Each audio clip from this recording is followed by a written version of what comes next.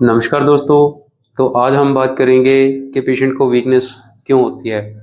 तो अगर आपके घर में भी कोई पेशेंट है जो बार बार कमज़ोरी महसूस करता है या फिर चलने फिरने में दिक्कत होती है या हमेशा थका हुआ रहता है, तो ये वीडियो आपके लिए बहुत ही ज़्यादा ज़रूरी है। आज हम बात करेंगे पेशेंट को कमज़ोरी क्यों होती है, इसके मुख्य कारण क्या हैं या फिर इसका घर पर कैसे ध्यान रखें। फर्स्ट हम ये समझेंगे कि कमज़ोरी होती क्या है। कमजोरी यानी शरीर में ताकत की कमी। इसमें पेशेंट को महसूस होता है शरीर भारी लगना, जैसे जल्दी थक जाना, उठने बैठने में दिक्कत, जैसे चक्कर आने। तो ये इसके मुख्य कारण हैं वीकनेस के। यह एक आम समस्या है। अगर इस पर ध्यान ना दिया जाए तो ये समस्या गंभीर हो सकती है। हम बात करेंगे कमजोरी के मुख्य कारणों की कि पेशेंट को आखिर किन मुख्य कारणों की वजह से कमजोरी ज़्यादा महसूस होती है। जिसमें फर्स्ट आता है न्यूट्रिशन डिफेंसी, पोषण की कमी।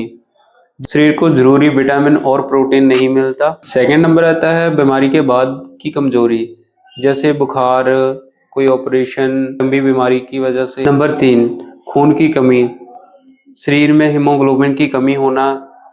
पॉइंट नंबर 4, नींद की कमी। नंबर 4, नींद की कमी, जैसे 4 नंबर पर आता है नींद की कमी।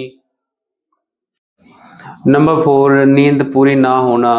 नींद पूरी ना होने के कारण शरीर को आराम नहीं मिलता। फिर हाइड्रेशन, जैसे पानी की कमी।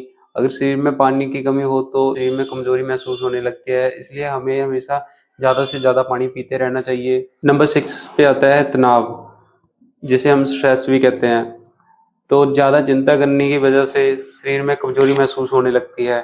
पॉइंट नंबर 3 पर आता है सिम्टम।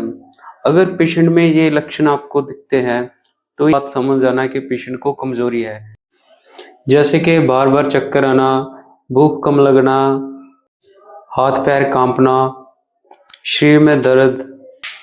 ऐसे में तुरंत ध्यान देना जरूरी है। अब सबसे जरूरी बात, कमजोरी को ठीक कैसे करें। जैसे नंबर 1 पे आता है संतुलित आहार, दाल, दूध। सेकंड नंबर पर आता है पानी।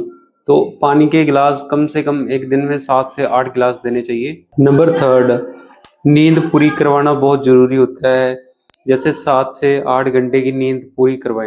नंबर 4 पर आता है हल्की एक्सरसाइज।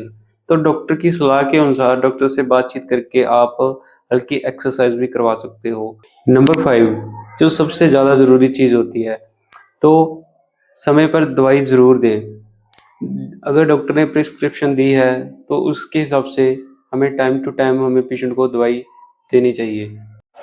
पॉइंट नंबर 5, डॉक्टर को कब दिखाएं।